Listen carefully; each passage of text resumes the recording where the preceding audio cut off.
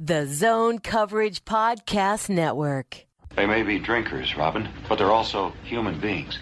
Hell yeah, let's get Stinko.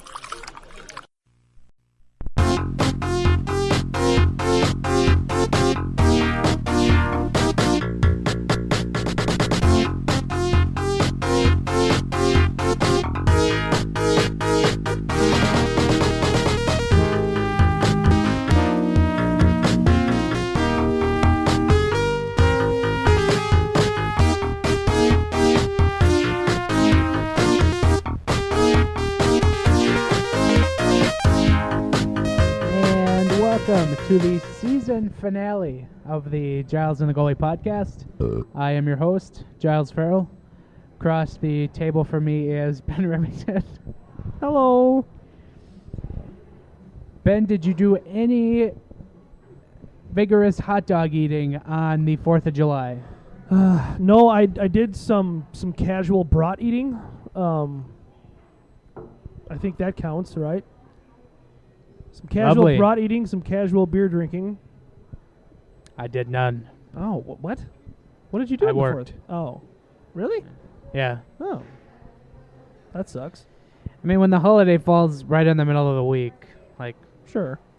you might as well offer to work. So you get, like, time Make a little extra. Yeah, there you go. Okay. Well, that's not so bad. It helps. Yeah, I had some friends over, did some grilling, did some politic talking. Oh, I'm so sorry. We solved all of the socio-economical and racial problems in America. Did you solve the bicyclist problem? No, they still suck. We still hate them. We came to an agreement that it's a political platform worth running on, just eliminating bicyclists. Thank God the asshole who chirped us for 5 minutes on Twitter last week didn't make it to our bicycle rant. Otherwise, he'd have been really pissed. Yeah, it just would have been perfect if that guy was also... He only got halfway through our show, then decided to tweet us for 5 minutes on what we believe to be a Michael Russo burner account. Yeah, and then he deleted it like a coward. It would have been the icing on cake if that professional capologist that tweeted us also was an avid bicyclist. Probably is. Well, what happens. Okay, Ben, I have speaking of assholes on Twitter, I have a grinding of the gears. You know what really grinds my gears? Great. And I showed you this yesterday. Oh, yeah. So when the Twins played the Brewers, it was over the weekend or early in the week? Yeah, it was Monday. over the week because it Monday, stretched Tuesday, over Wednesday. the 4th. Yeah, that makes no sense. Yep. That's another grind the gears unto itself. They just can't figure out how to schedule two teams that are 4 hours apart. Well, remember the Twins and the Brewers always played for like 5 years in a row. They played those home-and-home series during the week, which were the most atrocious things. Well, but they also did Memorial Day weekend, which was great. I went out there a couple of times for it. But anyway, so during the week, I tweeted a baseball take that said Millard Park is not that great of a ballpark. Now, if you live anywhere in the United States that is not called Wisconsin, you're going to like that tweet. You're going to think that's a perfectly reasonable take. Yeah. However, you find the idiots in Wisconsin who disagree. However, this is weird. A couple days later, because he's so up-to-date on Twitter, the giggly godfather, John Bonus, finally replied to my tweet. I think he liked it. I think he found it because our friend of the show, Taylor Calais, retweeted it. So I think you maybe need to do the follow you bit again with Bonus. It still says he follows me. Okay, but that's good. He's been teasing us with thinning out his following, so I'm ready for that bit to reaper. Anyway, sure. I lost it. But John replies to this, and he says this is probably in the bottom 7 or 8 ballparks in Major League Baseball. And he goes on to list Tampa Bay, which is the worst, atrocious. Which I think we all universally agree. Yeah, Oakland is kind of a clear-cut second. And then he puts 29 to 24, no particular order. Toronto, Oakland, Miami was a new ballpark. Really? He's been there? not that big of a fan of the statue, I guess. Well, Okay. Maybe he's thinking of the old one. I should have clarified that, but we ran out of time. Sure. Then he has Milwaukee, the Angels, and Yankee Stadium. Wow. I think John is such a purist that's where a little bit of that comes in. So, Because I haven't been to New Yankee Stadium, but I can't imagine it's a bottom 5 ballpark in the league. so some guy whose Twitter handle is Rhino Yankees, RYNO Yankees, replies to John saying, "Where does Target Field fall in this?" And John says 6 to 10, which I thought was incredibly generous. Modest. Like Target For Field is like at the top For of my bonus, list. that's modest, yes. And then this asshole replies back.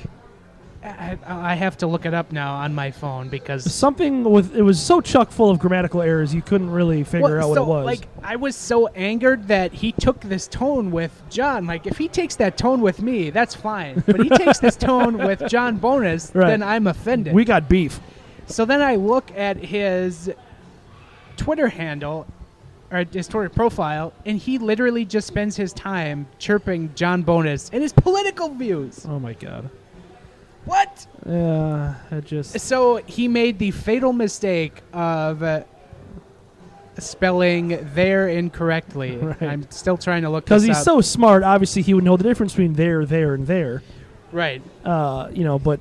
And also, what you missed, he used the wrong form of to in the tweet as well. Like I said, there was a litany of... there was a there. lot to pick from. There was a lot. But- you weren't even nitpicking. There was this one thing you could pick. Anyway, he says he replied to John after he said Target Field comes at 6:20, and he said, "Of course you do too bad TO spelling on too bad Yep. that can't put a team on the field to go with their THERE great stadium." So, after looking at this guy's profile and being appalled that he took this tone with John, I then saw that he spends his time chirping John on Twitter all the time. Like 75% of this guy's tweets are yelling at John Bonus. Yeah. So I am angry. So instead of just yelling at him, I took the high road and I tweeted back. I said, step 1, go to google.com. Step 2, search there, and there. Step 3, click the first link. And I hit send. 2 minutes later, I looked. He blocked me. The asshole. What a douche. And this guy is not from New York. He is from Lonsdale, Minnesota, which I have come to know because it's right next to the hometown of Roz, Montgomery, Minnesota. So he's just like this angry rural Minnesotan Yankees fan that is for some reason taking it up with chirping John Bonus on the daily. Get a life, For those people. who are unsure of who John Bonus is, Yes. John Bonus started this podcast. Basically. John Bonus is the nicest human being you will ever meet in the world. So again, when I say, if that guy takes that tone with me, that's fine. Right. But he takes that tone with John, I get angry. So don't take that tone with John. Chrissy gets a pass. Yeah, well, of course. We But- like her. Nobody else is allowed to take that tone with him. Right. So I was offended. Don't yell at John Bonus. Right. He's a perfectly good human being. Yes. Okay. That covered a lot of ground since we have almost nothing to talk about the Minnesota Wild that we didn't cover on the July 1st podcast. Uh-huh. But we did open up the floor to a listener question, and we're going to kind of lead the show with this because why not? And it's going to just kind of segue us into everything. For those who are just tuning in, we do have Sarah McClellan of the Star Tribune is going to join in a little bit. Mm-hmm. Talk about all those So it was good to catch up with her, and stick to the end of that, please. She needs your summer recommendations for the Twin Cities. She is begging for your help, so listen for that as well. Gotcha. But anyway, the listener question, threw it out from our podcast Twitter account at GATG Wild Podcast. It was if training camp was to let's start over. If this is the roster Minnesota goes into training camp with, what are your expectations for this team? And we talked on the last show about, the Wild really tweaking their bottom 6, but no major roster changes. The defense looks really good, and then you have Devin Dubnyk in goal with the competing backups. No. So what is a reasonable expectation for the Minnesota Wild? If this is indeed the roster they're going to training camp and to start the regular season with. Expectations, I don't know. I think that I don't have expectations for this season. I think, I guess the minimum expectation is them to be a playoff team. Especially with the moves that they've made now. Like it seems to be, it's the same team as last year, so you would expect them to be a playoff team.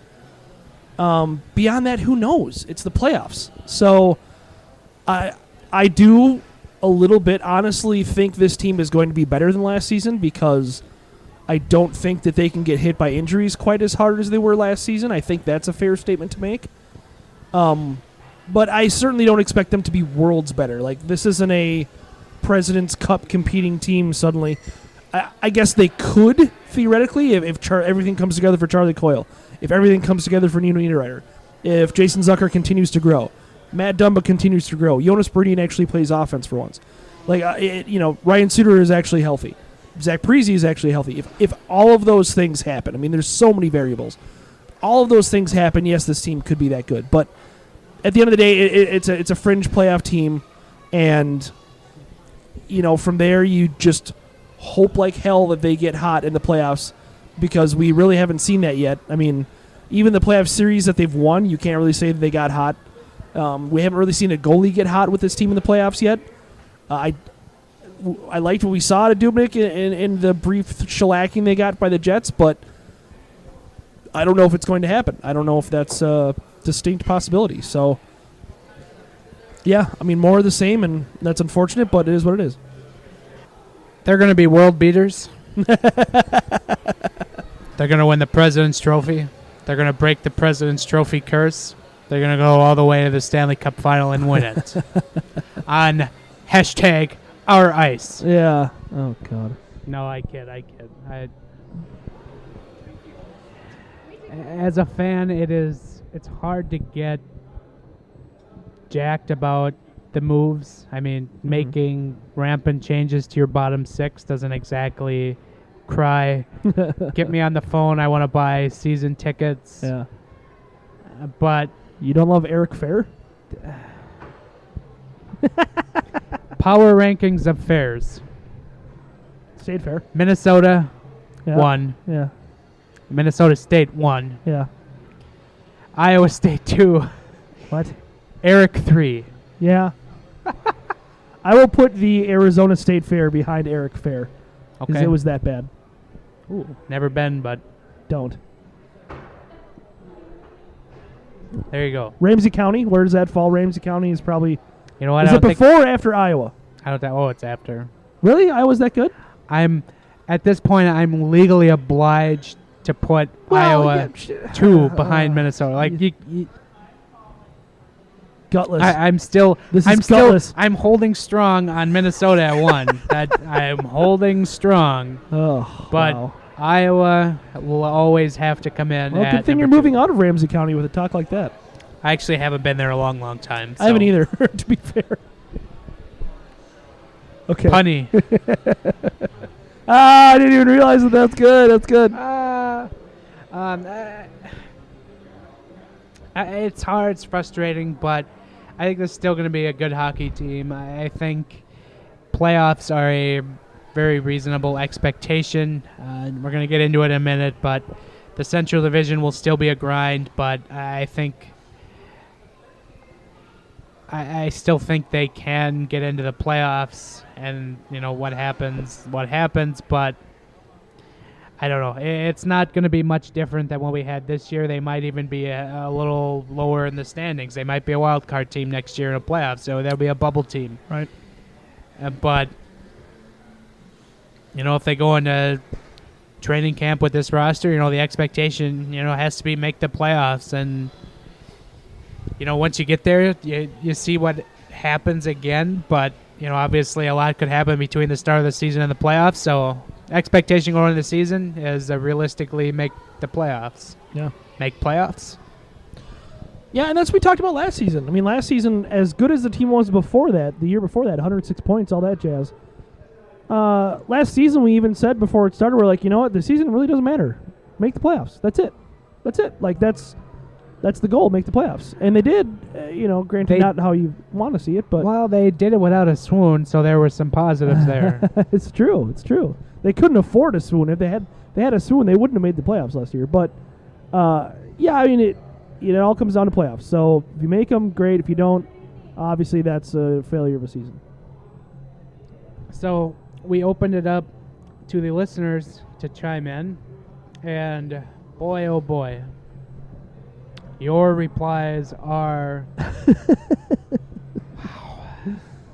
I have to take a good sip of my beverage. Looks delicious. What? I said looks delicious. Uh-huh. All right, first reply from Gretchen. Answers the listener question, if this is the roster Minnesota goes into training camp with, what are your expectations for the team? She said none. The game is a lot more fun if you just watch and enjoy. That's ridiculous talk, Gretchen. Don't bring that shit in here. She really loves to push our buttons on this podcast. If it's not Bulldog related, it's this. No, I think she's probably serious with that. Yeah. But I wish. Yeah, it still is like, I don't know. It underscores maybe kind of the issue that sports fans have. From Barry, he says bubble team, big trade at the deadline. Yeah, one Eric Stahl. Would make sense. Or they could buy in Wayne Simmons, yeah, Max Pacioretty, Yeah, I mean, we kind of expected those shoes to fall, Artemi but Panarin. they never did. Also, we never talked about John Tortorella going Yeah, completely Jack off the Johnson. wall. But we'll come back to that. Yeah, that was great. Kelly Riley, for some reason they will still make the playoffs. That reason being a curse. The Wild make playoffs, lose in the first round. A significant piece is moved the following offseason. Then the Wild actually start a rebuild. You had me until the end there. Actually got something pretty similar from Bobby Kronicki. First round playoff loss, coach Bruce Boudreau, and a few players gone after. I don't think Bordeaux's canned if they make the playoffs. Do you? I mean, that would be weird. If they go out in 5 in the first round again, then yeah, probably. With this roster, I mean... But he's got a new boss. Well, yeah, I get that, but if you're Fenton, you got to look at this roster and, like, look at the... I mean, it's not a steaming dump pile, but it's like, it's not... these not world beaters, It's not a steaming Ottawa Senators. Yeah, it's not a tire fire. I don't know. I don't put this on Bruce at all. Up north, Skolger. First round exit as usual. Yeah, of course. Skull. From Josh, first round exit, same as always. If they make a trade during the season, then that could change what happens, but shrug emoji. From MC, if they stay healthy, third in the Central. If Suter takes a step back, Parisi continues to be hurt. Nino and Coyle don't take a huge step, last in Central. They have no room for injuries or underperforming players on big-ish money contracts. I would agree with that. Heavy drink. Jessica, not a damn thing. Chad says I'll say third seed in the playoffs. In the West or in the Central? Probably in the Central. In the Central, yeah. Shane LeClaire, I think they make the playoffs with everyone healthy. It's a decent team. Hopefully line click and the younger guys can find the back of the net more. With a lot of people coming from an injury-plagued season, it'll be interesting to see if they can bounce back. There's a little bit of optimism there. Good on you, Shane. Stay strong, my friend. How dare you? Serious mashup. You ready for this? Yes. Give it to me. 3 words. We want Tom. No. I was going to say. He did not say sign that. Tom Vanek. It says first round exit. That's what he actually said. that's- He's going to yell at me for that. Okay. From Negranov, I hope I'm saying that right. Yee. Middle of the pack in the Central, missed Careful. playoffs by 4 points. Wow. TJ says, holding my breath. Well, that doesn't sound healthy. No, Don't do that That'll until kill the you. end of the season. That's bad. will kill you dead. Yeah. And then last one from Al says playoffs, then question mark. Was that in the Jim Morrow senior voice? Playoffs? We're talking about playoffs? Playoffs? Are you kidding me? Yeah, I mean, I totally understand all those answers. It's tough to be optimistic. It really is. Like, it is so hard to be optimistic about this team because you've just seen the same thing over and over again. Like we said, it's Batman Forever on a loop, you know. I mean, this team really is Batman Forever on a loop. Could be worse, right? Could be worse. Could be Batman and Robin. But, you know. Anyway, I don't know. I think this team could be better, like without a trade. Like a lot of people think that they needed the quote unquote tweaks in order to become a better team. They don't. They don't need tweaks to become a better team. They just need players to play better and to stay healthy. Like if you have a healthy season out of Nino, who's not playing on a broken leg for 90% of the year, you have a better year. If Charlie Coyle isn't playing with 2 broken wrists all season, you have a better year. If Zach Parise doesn't have to have back surgery immediately as the start of the season, you have a better year. Like, you can go on and on with these things, and that's not even to mention guys like Luke Cunnin, Jordan Greenway, Joel Eriksson-Ek. Like, they could being the operative word here, step forward. You know, we don't know what we have out of those guys still. Eriksson-Ek obviously gave us a pretty disappointing but large sample size last season, but he's 21. You know, they could have a better year. And I think that was what my article towards the end of the season was about, was just, hey, it could happen. And that's why we watch sports, because it could happen. You know, look at the Vegas Golden Knights. Yeah, I mean, who has better odds to win the Stanley Cup right now? The Wild or the Vegas Golden Knights before last season? The Wild. As simple as that. So, I mean, it's obviously a long shot, and I don't think it's happened. I'm not taking that bet per se, but I'm just saying. Can we talk about horribly disappointing offseason the Golden Knights are having? You think so? I mean, landed Stastny. Ryan Reeves, 2 years, $275 million. They didn't floats pay him your boat. They didn't pay him as much as Marcus Foligno. And people around here somehow don't seem to mind Marcus Foligno, yourself included. Me.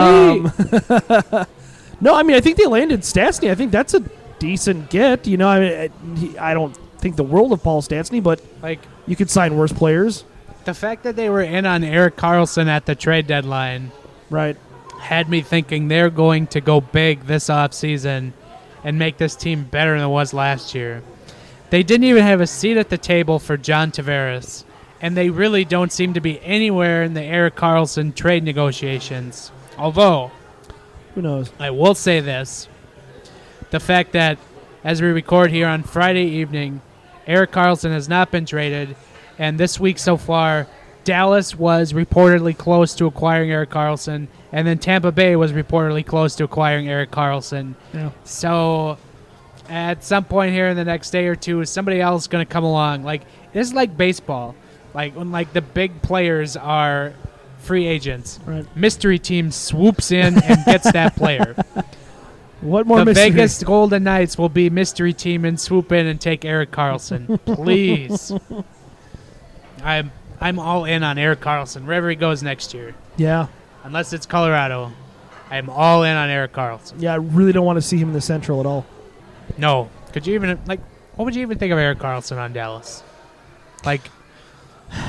I mean, their goaltending still isn't all that good, I don't think. I mean, I know Anton Khudobin's a better backup than... Watching the Dallas Stars last year, I didn't think, defense was that horribly a problem yet. Having Erik Karlsson will help your defense a lot. But a big problem for them was they had no secondary scoring. They had 2 lines that could score, but then they had 2 lines that were absolutely awful. Right. And could not do anything. Right. So I guess from the Stars' perspective, it's a little disappointing to see that they're not trying to acquire better depth players that can score. But Yeah. anyway, so since we were so optimistic about the Wild heading into next year with this team, Uh-huh. Let's rank the Central Division. Like going into next year or their offseason? Like rosters as we record. Take the rosters as we record. And how we see the division playing out with said rosters. Okay. You want to go bottom up? Sure. Okay, I'll start. All right. So at the bottom of my Central Division, I have the Chicago Blackhawks. They have made no relevant move. Like, I'm sorry, like, you needed to find a better backup for Corey Crawford than Cam Ward. Yeah. Yeah, that was probably the best Central Division signing of the summer was Cam Ward. You cannot rely on Cam Ward. Like, if Corey Crawford goes out for an extended period of time again, you cannot rely on Cam Ward. Yeah. And defense is not good. Like, they have Duncan Keith. That is it. That is the only defenseman you could give two hoots about on the Chicago Blackhawks. Yep. Brent Seabrook still has 6 seasons left on his albatross contract. At least Ryan Suter and Zach Parise have use, folks. Right. Brent Seabrook was a healthy scratch this year. Like that. You want to look for a bad contract. That's one. The Wild pay these guys $700,000 more. I think I'm doing that right. Let's bring in the effing capologist, Rhino Yankees, to tell me how my math is wrong. No, it was a different guy, but it was a Vikings fan. But that tweeted us or that chirped us about the cap crap. Well, whatever. Rhino Yankees Close deserves my wrath. Yeah, screw that guy. And they're still they're not good at forward. No. Talk about not deep. I mean, you talk about a team that's not deep. Holy Christ, are they not deep? They literally have Taves and Kane, and Taves had a pretty dog year. And that's it. I mean, I really think we're seeing the demise of the Blackhawks as we know it, and it's kind of become a product of how good this Central is around them. You can make an argument for any Central team making the playoffs, including the Blackhawks, to be fair. But, I mean, it's just a lot more of a legitimate case with most other teams because most other teams have depth. Or they have, stars that are actually performing, or, whatever it may be. They have good goaltending.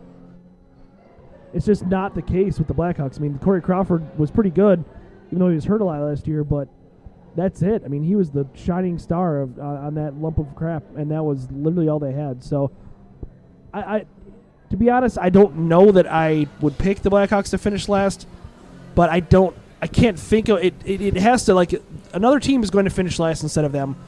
But it's going to be hard to predict who because it's going to be one of the next 3 teams where everything goes wrong for them all at once. Where the Stars and they lose Sagan for half a season or something like that. You know what I mean? Like that's what it's going to take to usurp the Blackhawks as the crappiest team in the Central. Nobody is really talking about, everybody's talking about, how Marian Hossa and the Blackhawks are getting around the cap. Yeah. But I think we're all kind of forgetting that Marian Hossa was really good and a really key part of the Blackhawks really that good. is gone. That's a huge reason why, the Blackhawks are just... It's not a coincidence that they started sucking after he left. No. Not a coincidence. Okay. Do you have 7th place? Yeah, I'll go with the Blackhawks because I think if every team is healthy, they probably have the least collective talent. I mean, they have Kane and Taves, they have Crawford, they have Keith. But as you talked about, everything else is terrible. Not just mediocre, terrible. So, like I said, I don't think they finish last, but if everyone's equal, everyone's healthy, all that, I think they're probably the worst team in the Central right now. Okay, next on my list, at number 6, Colorado Avalanche. Yeah. Nathan McKinnon, but no great moves up at forward. They gave Ian Cole too much money. Although they did get Philip Grubauer to be Semyon Varlamov's backup, I guess. I put that in air quotes. 1A, 1B type deal. They could end up being a 1-2 punch, but I don't know. There's some good parts about Colorado. There's some definite bad parts.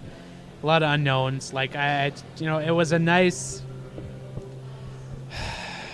was a nice story last year that they did what they did after being so terrible, but I don't see them making the playoffs again next year with this roster. I said that in as monotone as I could. I would agree. I think that they would probably be the sixth place team for me. It's really close. I think the bottom three for me are really close. But yeah, it's just like Grubauer, I'm not completely sold on him. We kind of saw him fall apart in the playoffs, and good for Washington that he did, because Holtby was, unreal down the stretch. And I just, Varlamov isn't that good, and their defense still isn't that good. No. I mean, Nathan McKinnon is great, but there's a reason why they didn't make the playoffs this year, and it was, or why they barely made and it was just like, he's it. Like, they don't have, name another offensive star on the Avalanche. Like, you can't call Landeskog that.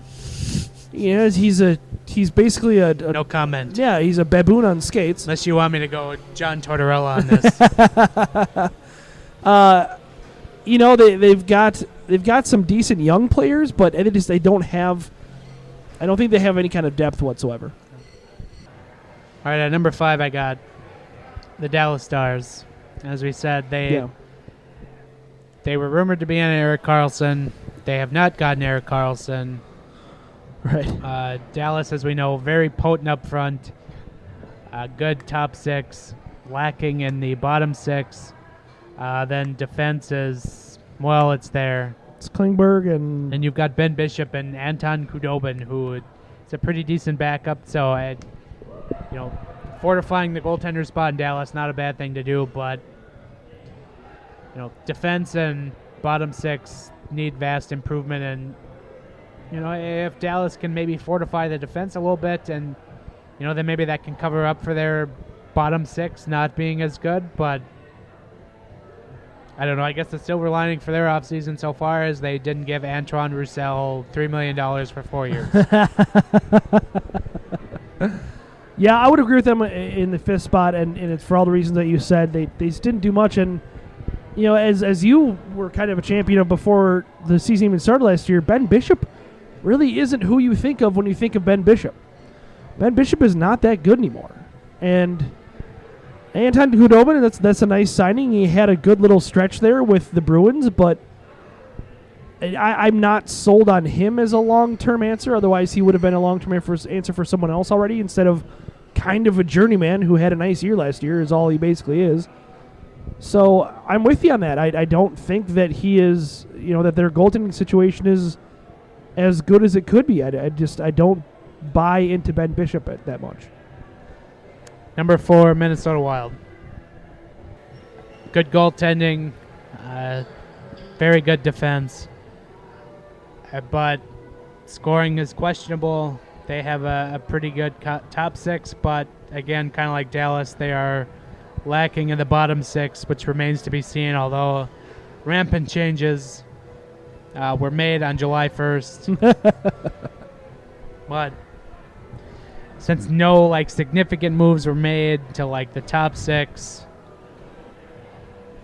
this team really is what it is, and we kind of hit on it. Yeah, number 4, it's tough. I think you're gonna roll with the Blues here, aren't you? I think that they're neck and neck. I really do, and I like what the Blues did this summer, but I think I'm gonna go with the Blues because Jake Allen is ass.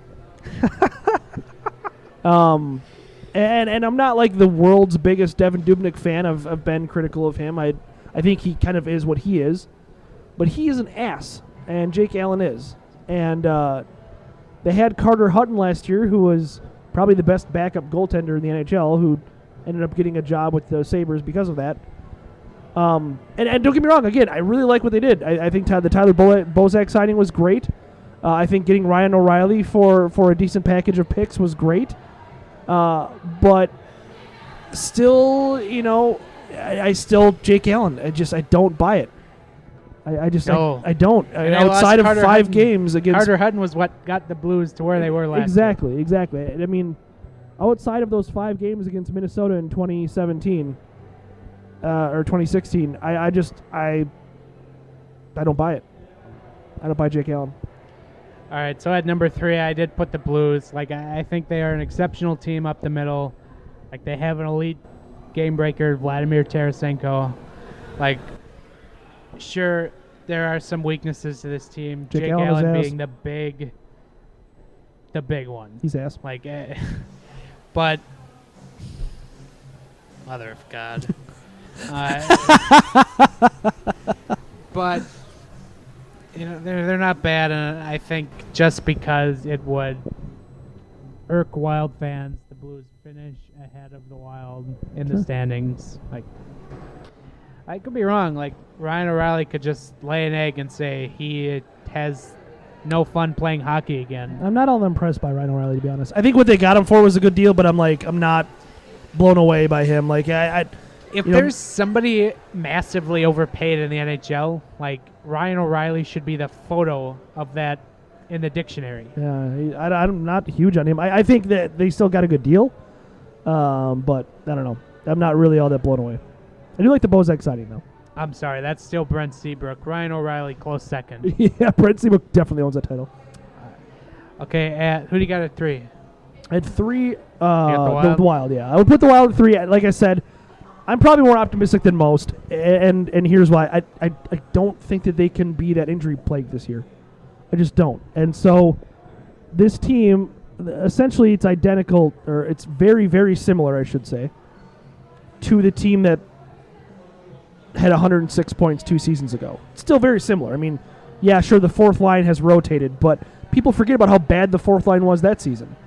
I mean, they had Tyler Graovac played like 60 games for that fourth line that year. The battery. Right.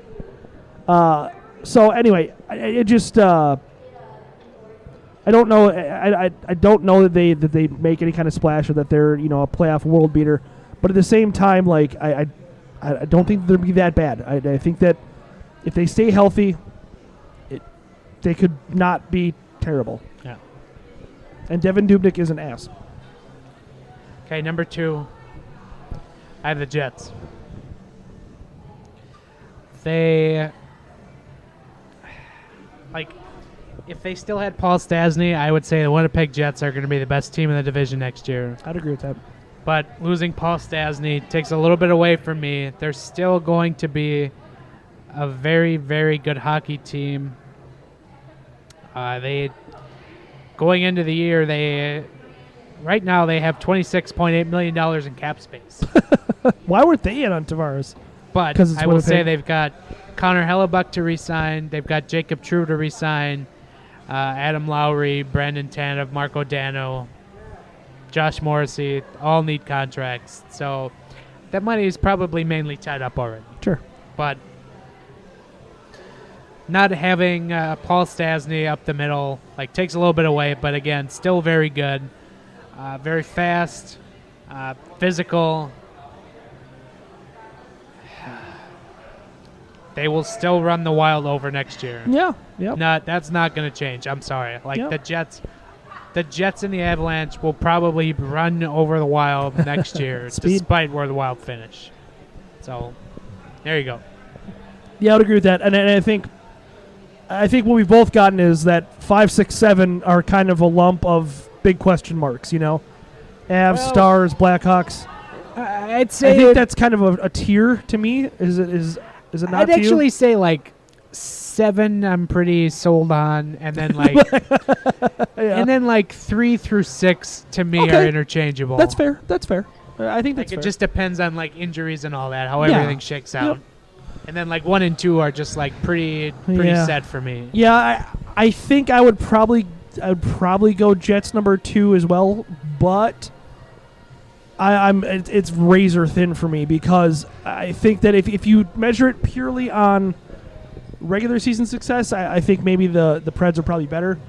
But the Jets just feel like, and I understand the Preds went to the final 2 years ago, but it feels like the Jets are a team built for postseason success. They have speed, they have size, they have a goaltender who's probably only going to get better versus worse. And it feels like they somebody's going to yell at me for saying this, but it feels like they have that perfect amount of grit you need in the postseason. Well, they have a perfect amount of size. Yeah.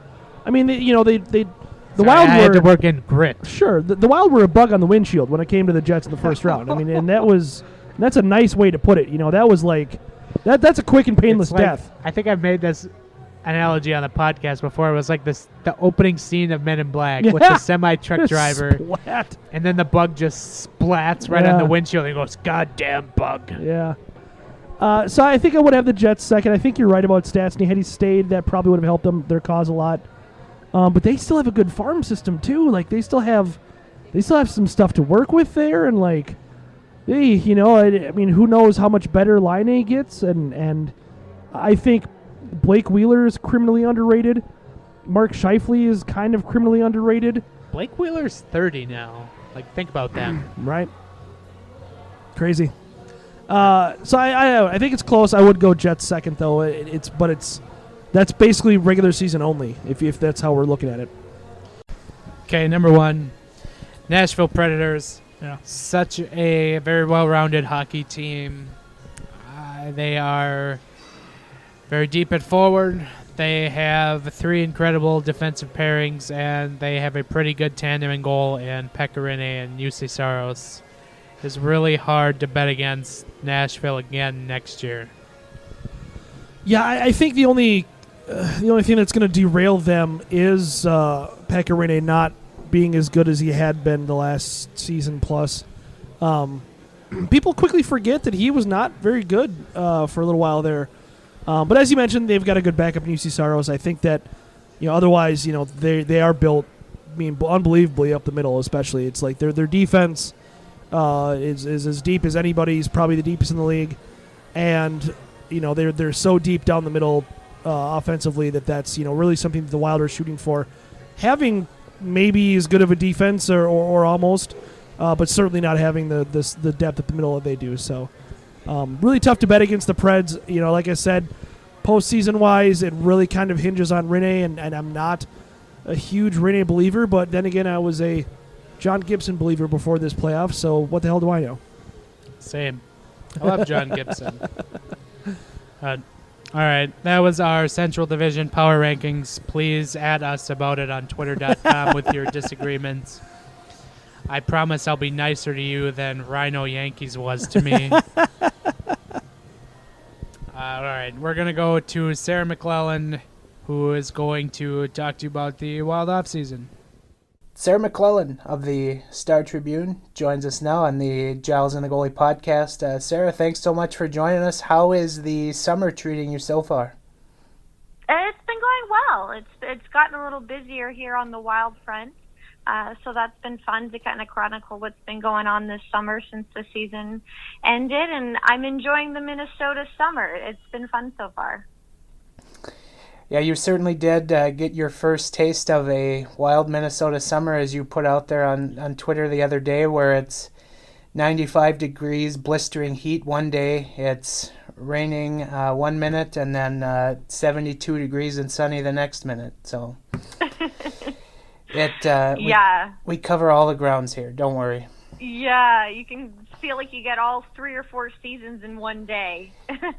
Yep, exactly. Don't ever put your winter jacket too far away, and I still have yet to take my ice scraper out of my trunk yet. So that kind of says all you need to know. So yeah, the Wild were pretty busy on July 1st. They signed 7 players to various contracts. Are they still looking to add, or are they kind of finished in the free agent market? I think they're finished in the free agent market, but I think obviously there's still that possibility that a trade happens. I think management is going to continue to explore the trade market and see what's possibly available there. But, I think as far as free agency goes, I think the team probably already accomplished on that first day what it wanted, kind of fine-tuning the fourth line, bringing in a right shot for the third defensive pairing, adding another goalie to the system, and then making a couple acquisitions, just for organizational depth to, have options in the pipeline in the minors. So I think that kind of crossed everything off the to-do list, and now it's probably just exploring if there's any upgrades to be made in the trade market. When you mentioned the trade market, is there still kind of a hope that the Wild make a trade, or are they maybe a little less inclined to do so now as, once July 1st comes and goes, usually you don't see a whole lot of activity on the trade market as teams pretty much spend right to the cap. So are the Wild more likely to head into training camp with the roster they have? It's tough to say. I mean, I think with the roster as it is right now, I think, the team is okay with that. This is, these are the types of acquisitions that they wanted to make in terms of free agency. So that's kind of set in that sense, and that they're okay with that. But I think there's always that desire to explore what else is out there. Even though you're right, I think it does tend to quiet down at this point of the off season in terms of trades. I mean, there is still that possibility. Talks can still go on, and it'll be interesting to see. Maybe perhaps we hear the Erik Karlsson trade talk around the league. Maybe if that's something that gets executed, maybe that opens up other deals. It's tough to say the type of domino effect that could happen in the trade market. Just once one big player moves potentially, does it create more traction and action? We'll have to see. But, I think that the tone that's been set so far by this management team with Paul Fenton now at the helm as GM is there's no rush.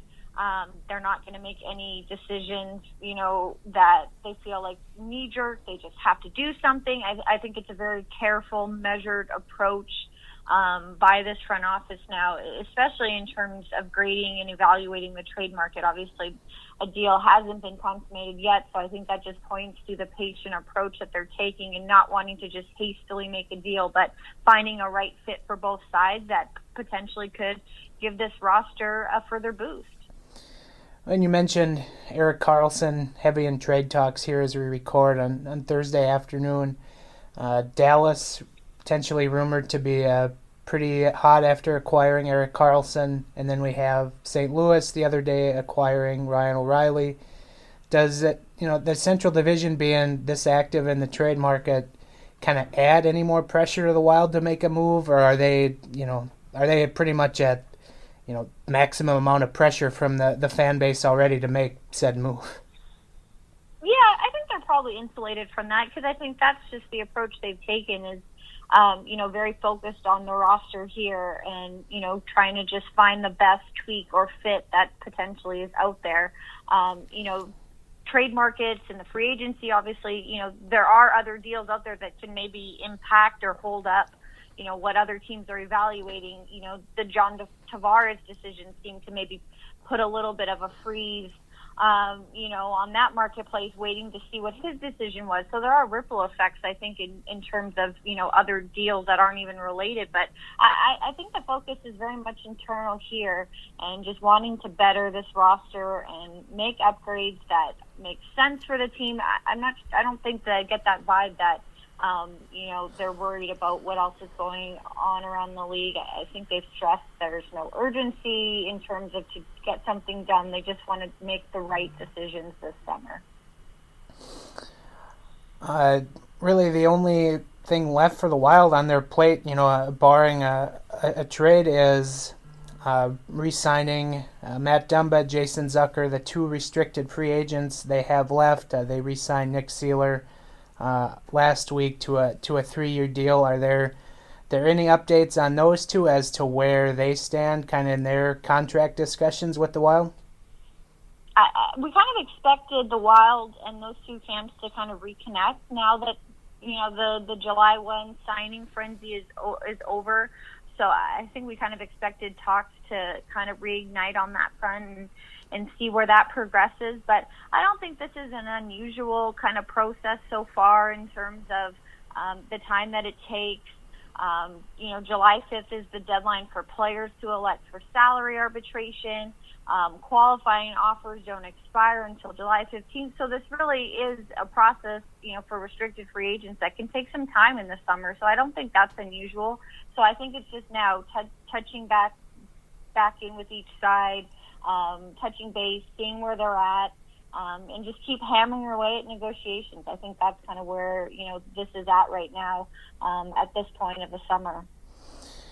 Is there any kind of an idea as to what kind of contract either of them are looking for? I'm guessing like the dollar amount would probably be in the neighborhood of like, $5 million on a cap hit for each of them. But is there, is one of them maybe looking for a longer term than the other? I think that number makes sense, and I think what also can kind of influence, that number can influence term, and so I think it'll be interesting to see how that does evolve because they are at different stages too, Zucker and Dumba, from unrestricted free agency. I believe Dumba has 3 more years, and I think Zucker has only 1 more year left before they're eligible for that. So that's also an interesting dynamic because sometimes the price tag can tend to go up higher if you're buying from a team's perspective UFA years. So that'll be interesting to see, if how far long each side is comfortable going, and in a Zucker case, passing up potential unrestricted free agency years while it's a little bit farther off for Dumba. So I think that'll be the interesting part to see how long those commitments are and at that number too. But as it stands now, it looks like the Wild definitely has the flexibility to be able to accommodate both contracts if that's the number that they come out in. Obviously with the Tyler Ennis buyout, they obviously opened up some more cap room that way. And like you said, with Sealer signed already, their other RFA, I think they definitely have enough room to be able to accommodate both contracts if that's how far they flex. And you mentioned Tyler Ennis there as he was bought out last week. Were the Wild ever really closer to maybe moving him in some kind of trade, or being how pretty restrictive it can be to make a big trade like that? Was that just something that never really came close to fruition with Ennis, and thus the Wild having to buy him out? Yeah, I think that's obviously the preferred option is trade, and I think that's something that teams explore to see if there's an option to offset it that way. But it was really an interesting time too. You think about with the John Tavares sweepstakes and not knowing if some other big trade could happen, a la Erik Karlsson. There obviously then just wasn't a fit that was out there. So I think the buying out obviously was something the Wild could fiscally afford. It the cap hit that reduced obviously. They had room to absorb that, and then the space opened up. I think that was something that they just felt they needed to have that flexibility, and it was something that they could do, even though, there wasn't that trade possibility executed to completely get it off their books. And then you mentioned the John Tavares sweepstakes a couple times. He, pretty heavily dominated the news cycle here for about the last week up until his signing on July 1st. Did you have any big or hot John Tavares takes, or anything else on the unrestricted free agency that we saw on July 1st? I think it was just fascinating to watch how the process unraveled in terms of the time it took for him to make a decision. And I think we were all waiting and wondering if it was going to arrive, before July 1. And then once that, day hit, it kind of started to become clear that maybe he wasn't going back to the New York Islanders. But I think just watching those couple days unfold and then hearing and reading the comments that he made after, this was sounded like a tough decision. And I think so often it can be easy to perceive these players just as names and numbers on a roster, but this was a major life decision, and I think sometimes that human element can kind of get glossed over. But for someone to commit, the next 7 years of his life to a new city, obviously he has ties there, and going back home was obviously very important to him. But I just kind of think, imagine in our own lives if we had to make that type of decision, forecasting where we'll be happy and comfortable and successful for the next 7 years. It's got to be a challenging decision, and so I kind of really gave him credit for taking the time and not rushing to something and wanting to gather as much information as he could. It didn't sound like an easy process, so it was interesting for me to see just kind of the care and attention that can go into such a massive decision that sometimes can maybe just get taken for granted, or it's just part of the business, and it's not. It's people's lives, and so I think that kind of whole process kind of shined a spotlight on that. No, you're right, and we kind of hit on that last week with it's not an easy thing to just kind of uproot your life like that, and certainly can't fault him for taking all the time to make said big decision. But were there any other deals besides the Tavares one that kind of stuck out to you in free agency around the league? I think what kind of stood out to me, and I kind of referenced this in a story I wrote recently for the Star Tribune, was just how it just kind of seemed to be the summer of depth players. There was the John Tavares signing, and there was a couple, I guess kind of headlining names, Paul Stastny and James Van Riemsdyk, and, they got, hefty deals. But I think, there was just a lot more deals that were catered to third and fourth liners and, filling up depth options within an organization. And I think that was reflective of, who was available, who's in the marketplace, because a lot of teams, like we saw too on July 1, handing out extensions to the Drew Doughties and the Oliver Ekman-Larssons and locking up the players that you find most talented on these teams. They're locking them up. But I think it's also indicative of the fact that, the successful teams, and you saw it in the playoffs too, they roll four lines and they use all six defensemen, and, they don't, are always so quick to shorten their bench. And so adding players that can make an impact and fill a niche or fill a role that's very specific, as a right-handed center or a penalty kill specialist for a third and fourth line, they're finding value in today's NHL. And I think that was a point of focus this summer. I think you saw that across the board from a lot of teams, that, that was the area they were targeting. And, maybe they didn't have the financial flexibility to chase, a higher price free agent, but that was the goal that they went into free agency with. And that was kind of unique for me, because I don't know if we've seen that too much these last few years. But as the classes, these summer free agent classes, I think probably get, lacking those headlining big names because they're getting locked up by their own teams. Maybe this is the trend. Maybe this is the way these summer free agent, classes are going to be. Yeah, you're right, especially with many of the big name players kind of locking in their extensions. When they hit that July 1st the year before they're a free agent, might make for less interesting free agencies in years to come. But Sarah, since we are past the July 1st free agency opener, everyone now seemingly eyes up their summer cabin or cottage to retreat to. Do you have any summer plans? You know what? I'm kind of sticking around here for the next little while and trying to enjoy the Minnesota summer. This is obviously my first time here in the summer months, and I'm excited to get out there and kind of experience the area, the weather. It's a lot cooler than what I'm used to, obviously coming over from Arizona, but the humidity is taking a little bit of time to adjust to. I am not used to that. I'm used to the dry heat. So I kind of just want to get out there and check out some of the lakes and, running trails, biking trails. I'm just kind of excited to experience the summertime, because I have a feeling it's going to go by fast, and we'll be talking about training camp before we know it, and then the snow comes. So I'm excited to just kind of experience what, the local area has to offer with this weather. Well, as somebody who has lived here for all of his life, I can say that the humidity is something I've not quite gotten accustomed to myself, so I wish you the best on trying to acclimate to that. And then I will add to the summer, if you've never been to the Minnesota State Fair, always high up my summer list of things I have to check out, so that would be my one recommendation for you. Awesome. Yeah, send me suggestions. If anyone wants to tweet me suggestions of what to check out around here, I'd love to kind of, know what the locals love to do and the must places to check out. So I'm all ears. I'd love suggestions of what to do this summer here. And then that seems like a perfect segue into where can people find you on Twitter before we let you go? Yep, my handle is @Sarah2_McClellan. And then obviously we can find all your work at the Star Tribune and StarTribune.com. Is there anything else you'd like to plug before we let you go?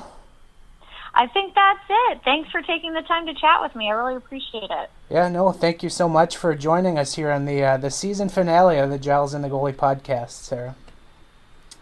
Take care. Yep, thanks. All right, thanks to Sarah for joining us again this year. Yeah. her second appearance on the Giles and the Goalie podcast. So it's always a little weird when you have a guest back the second time because you don't know how to end the podcast. Whereas when you have them on the first time, you have the set questions that they need to be asked. Right. And could you imagine? Thankfully, it was summertime, so asking her what her summer plans were was a perfect way to segue. And again, please send her your summer plan suggestions as she's going to stay here in the Twin Cities. So send her that at Sarah McClellan. Tell her you heard her on this podcast. Yes, please. I was just going to say, could you imagine us having the Star Tribune hockey beat writer on our podcast twice in one season? Like, isn't that just the craziest thing in the world to you? Yes. Yeah. What a world. Didn't think I say that when we started this otherwise fine production. No. But, all right. So this is the part of the show where we are going to fix a couple of things that have been long past due. One of which is a little bit more egregious than the other. That being your apology, of course. Sure. No, I kid. Yeah. The long-awaited coleslaw is in front of me. This is a heaping bowl of coleslaw. Actually, it's not that bad. Yeah, it's a lot for you because you don't like it. When you ask for a side of coleslaw, you're hoping just for a little like ketchup. This is a side of coleslaw of it, Giles. And what I got was what Mason a few seasons ago on this podcast ordered a half a heap of tots, expecting a little bowl of it, and he got a ginormous plate. Right. So there is coleslaw in front of me that I will eat because if you don't know, Ben and I wagered at the beginning of this season that the Timberwolves will or will not make the playoffs. I said they will not. Yeah. And I lost the bet, and I have to eat coleslaw.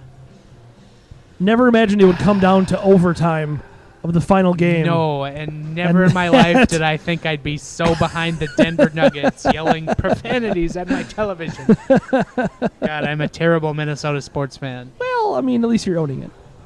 Okay, so to make good on this bet, Uh-huh. I'm going to eat the coleslaw. I'm going to take a bite, and we're going to see where this goes. This is either going to be run for the hills You're or not going to vomit uncontrollably, are you? Yeah, right all over this microphone. Right. Like, you can feel the cabbage. Taste that cabbage. All right, so he's going in for bite one. He's making faces. He's wincing like someone is twisting his nipple. Yeah, I've got to be honest. Yeah. It's terrible. Yeah, no, it's not, Giles. It's not. It's not. I will say, and No. we love unnamed bar and grill in Roseville, Minnesota. But their coleslaw is okay. This is torturous. It's just okay. Like I'm a coleslaw freak. I make my own at home because I'm a weirdo like that. I love my own coleslaw, obviously, because I make it the way that I want it. I like it sweet and creamy. I'm a sweet and creamy kind of guy. Go ahead and use that for future audio references. This coleslaw it's kind of creamy. It's not really all that. There's no real sweetness in there. It's just kind of coleslaw. Does it get better as I keep going or not? Yeah, you got to eat all of it, otherwise it's really bad. Ugh.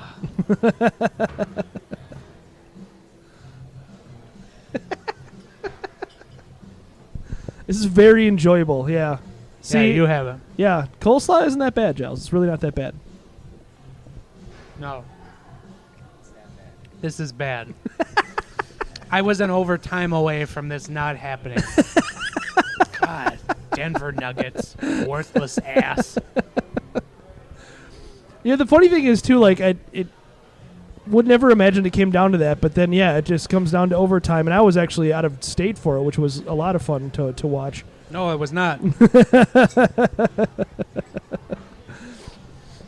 But yeah, this has been exactly as I expected it. Like this is very enjoyable for me to watch. I'm gonna try and get through some of this. Like Okay. I'm not gonna wuss out after 2 bites, but Okay. it was a season-long bet, so I have to make it somewhat. You've made a dent, I would say, so far. You haven't quite gotten to like to the quarter mark yet, but you've made a dent. As I'm in pain over here trying to get through this coleslaw. Sure. Some time ago, you owed an apology to Wild fans, Yeah. which I will let you read now. Okay, so I don't want people to take the wrong tone with this. Because it's all fun, and this is a fun podcast, right? Like, we have to have fun, and we, So Yeah. I have apologies. It's all kind of multiple things. Like, there's a lot of things to apologize for, especially when it comes to me and Wild fans. So here, I'll just start off with them here. I'm sorry that your franchise has been mired in mediocrity. I'm very sorry for that. I'm sorry that you all ran Tom Vanek out of town. That was something that I wish didn't happen. I'm sorry that you've all been subjected to the state of hockey song. That's something that I do genuinely feel very, very bad for, because that is not fair. Also feel very bad. I'm sorry that you are subjected to Anthony LaPanta, Mike Greenlay, and Kevin Gorg, because that is something that no self-respecting hockey fan should have to endure. But I'm also sorry that based on your collective feelings towards Doc Emmerich, you don't deserve a better announced team. Because I've seen enough shade thrown Doc Emmerich's way that the Wild fans just don't deserve good announcing because they don't know it when it's hitting them over the head. All right, so some more apologies here. I'm sorry that Mikko Koivu is better than you think he is. I'm sorry that Matt Dumba is much better than you think he is. I'm sorry that your bloodlust for Chuck Fletcher hasn't accomplished anything yet, and that might be premature and a little bit of a low blow, but it's unfortunate, right? Like, we expected tweaks, and we got Eric Fair. Matt Hendricks. Matt Hendricks. I'm sorry about the color scheme, most notably the red jerseys. I do apologize for that to Wild fans. That is terrible. I'm sorry that Wild doesn't have 2 syllables and that you're being misled by the team. It's very unfortunate. Yeah, I'm sorry. I'm sorry the team panders to your love of hockey so much. I've tried to do my best to correct this, but I am not able to, being a lowly blogger that's not allowed in the building. I'm also sorry that your arrogance regarding your knowledge of the game of hockey makes crowd participation at the XL Energy Center a disaster, because it is no longer fun for me to go to live hockey games because of how much people think they know about hockey in that building. I'm sorry that some of you still choose to do the wave. Wild fans, I am sorry that your number is retired. And I'm sorry that you've become so jaded and negative that you can't enjoy watching hockey anymore. And last but not least, and in all seriousness, I am actually sorry that I make you out to be the worst fans in sports, because we know that's not true. That's obviously Vikings fans. I mean, that's... I was about to say Islanders fans, but oh man, Yeah, Vikings fans. no, Well, it's a lot obviously... of them are the same. It's obviously Vikings fans. So that's my apology to Wild fans.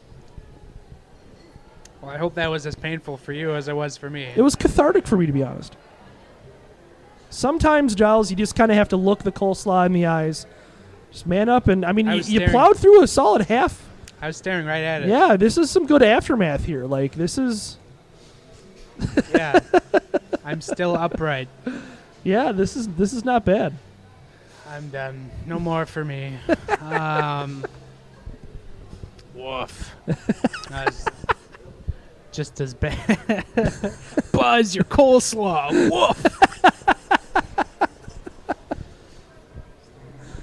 Woof. Tremendous. All right, so that was fun. The weekly wager, for as on and off as it was fun. Yeah. Who knows if we'll do it again? We had some apologies. We had some Twitter avatars that went the wrong way. That got ugly. Like, imagine, like, for as many gifts as I did this year, I think one of my top 3 for Twitter, like, retweets and likes was in that week when my avatar was Paul Allen.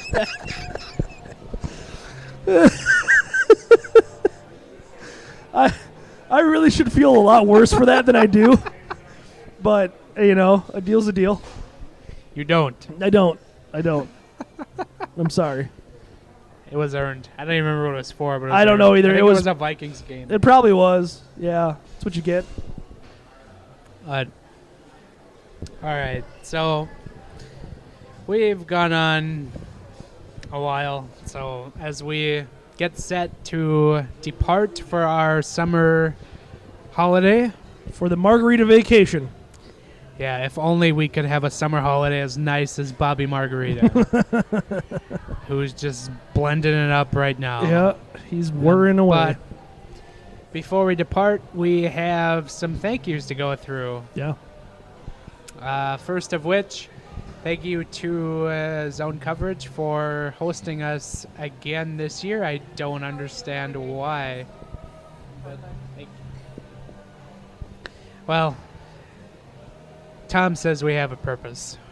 I've yet to believe him on Yeah. that, but He's optimistic. okay. Bless him. Yeah, bless his heart. But and then thank you to all of our guests who joined this otherwise fine production this year. And one of the things that we had vastly set out to improve on at the beginning of this year was guests. And I think we just about did as well as we could have. Yeah. We had... There's still some unicorns out there, but yeah. To list them all, we had Derek Peterson, who was actually our most recurring guest this year. Yeah. Who had 4 different appearances. We like them stats. Actually, I think he's tied with Tom Schreier. Oh, sure. But Tom doesn't count. We'll give the tie to Derek. He doesn't because, count. Yeah, Tom just was sometimes there to produce. Right. Back in the Cumulus studio days. And Chuckle, yes. Yeah. Speaking of Tom Schreier was a guest. Again, adding to his record total on this podcast history. Heather Rule, of course, joined. Evan Spohr, way back when, sharing one of my favorite stories of the Ryan Yom Kippur. Suter feeding him after Yom Kippur. Right. Then we had my personal favorite guest of this season. Oh wow, was Craig Custance. We're picking. Oh well, yeah. That I know what mainly that because is. Craig Custance just slammed your soup take, and I didn't even slam it. He just he poured gasoline on it, set it on fire, and then to put it out, pissed on it. Yeah, he kind of did. I haven't recovered. No, that's the high water mark for the soup question. We had Jesse Pierce. Yes. Whom I actually got to meet in person covering the United States women's hockey team in December. Cool. Very fun to meet her. She was on a couple times this year. Yeah. Joined us for our All-Star show as well. We had Vegas aficionado Ken Bulkey. Yeah. He had a mildly successful season out there in Sin City. Matthew Collar, 1500 ESPN. We had Brandon Slike from The Athletic and Hockey Wilderness. Brandon in the trenches in Iowa. I joined him a few times. Was a blast. Also a very good tour guide to go around town in Des Moines, and so thanks to him. Chris Peters, then Nate Wells, who is probably the second most. Yeah. We like to call him our Joey Bishop. Yeah. Even though Tom has technically more appearances. Again, most of those is just Tom doesn't producing. count. Yeah, Tom doesn't count. So Nate Wells Tom's gonna is our yell Joey at us Bishop for taking his title away from him. Well, that's fine. Let's see, where was I? We had Dan Myers. Yeah. Great chat with jerseys with him. Dave Schwartz. Yes. I have to have him back again, Dave. Dave is always good for a good Twitter take. Then we had Chad Graff, who has probably my favorite podcast story ever told, with the Brizgalov story. Verified by the great Russo himself. Sarah McClellan, Dane Mizutani, Joe Booley, Murata Tess, who covers the Jets for the Winnipeg Athletic. Yeah.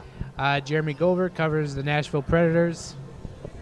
Then we had our significant others. Jamie and Roz join us for the famed Nurses Week podcast. Give them credit for that? They were guests, so they have to technically, be thanked. I suppose. I have to, otherwise I'm going to get a prostate that's fine. exam in the middle of the night.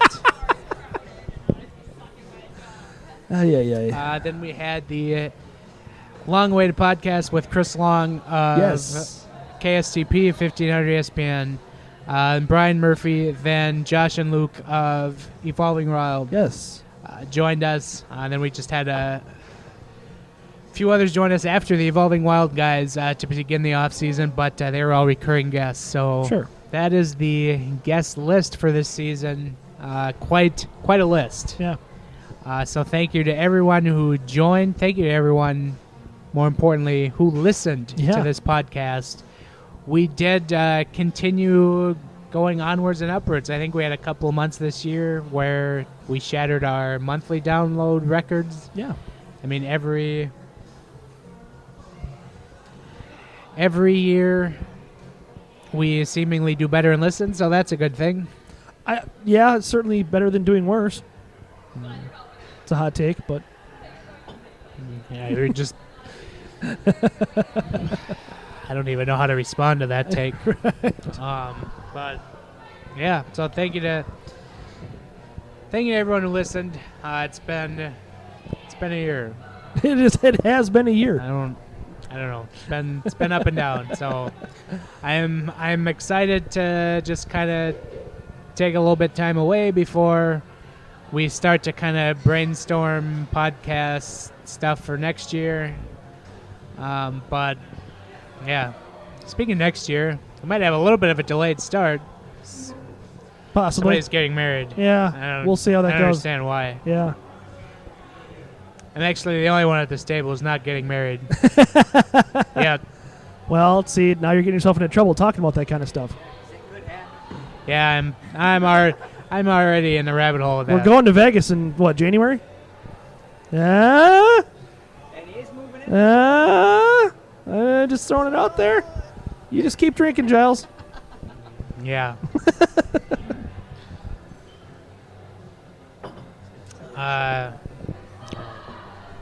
She will say that. No, so Ben's getting married. That'll be fun. Yeah. Even though the Wild scheduled a preseason game the same night. How dare they? Yeah, well, what do you do? I'm not sure if I want to do anything for that. I don't know. Record? Yeah, try something. I mean, we can record some on our know. phone quick. I might do something better. I might just do something for like your bachelor party at the Saints game. Sure. That Bonus sounds content. even more dangerous.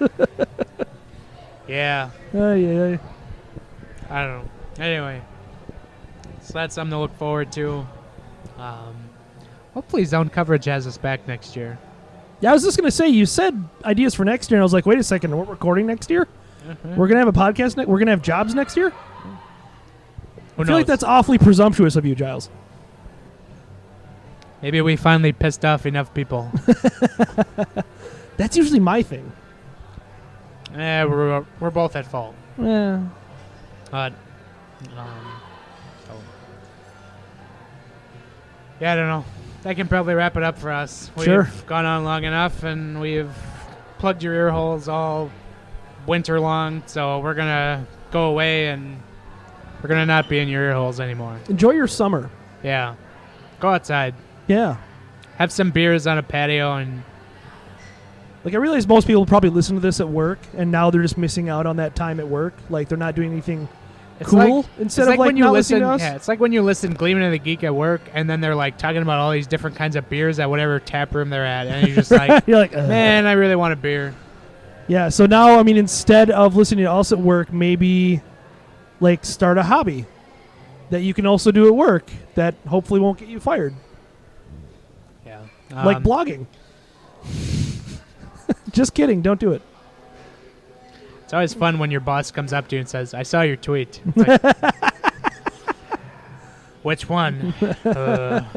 Set to private. Yeah. All right. So, yeah, we'll be back in late September, early October, Sure. preseason-ish kind of an area. If there's, like, really big breaking news that require us to come out of our summer holiday, like, we will. But if it's just, like, Matt Dumba and Jason Zucker signing contracts, like, that's not going to be enough to haul us out of our home. Yeah, I would assume day. we didn't even talk about this. I assume they both get signed Yeah, to they'll deals. get signed. We'd like to see them with multi-year deals. We'd like to see them around the, I don't know, I would say probably $4 to $6 million range, somewhere in that. They're your window. two most valuable players probably right Right. now, so I don't see how you trade one. I mean, I just don't. I mean, they have just enough cap space is the thing. So hopefully they can get something done. All right.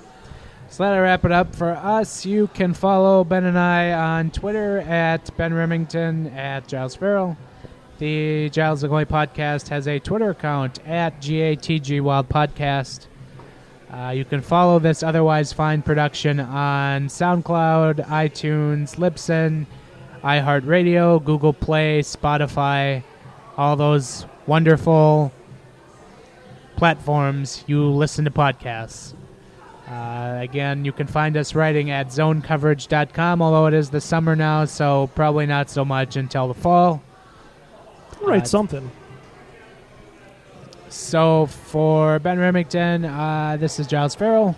We will catch you again next season. Later.